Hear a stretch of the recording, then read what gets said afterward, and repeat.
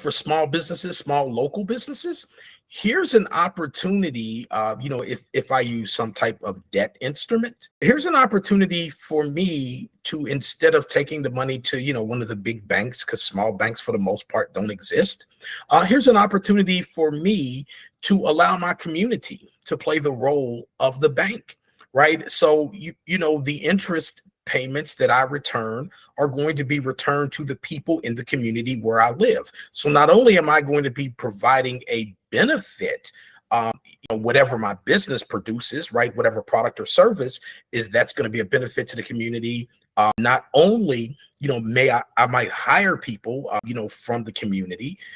Also, I am going to be returning dollars to the people from the community.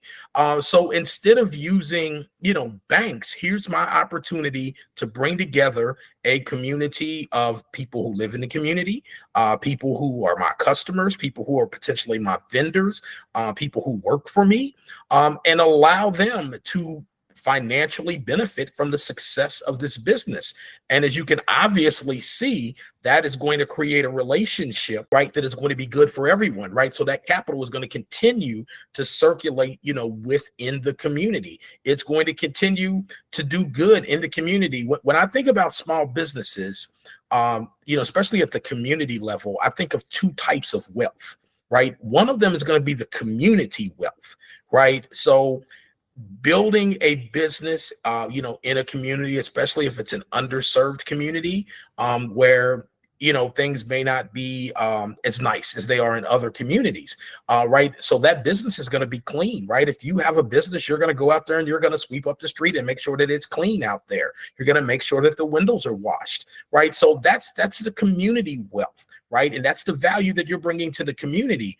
But also, if the members who have invested, your investors are getting a financial return, then they're, you talk about building trust. That is going to be a trust building opportunity. If they're getting a check from you, right? They're going to be customers.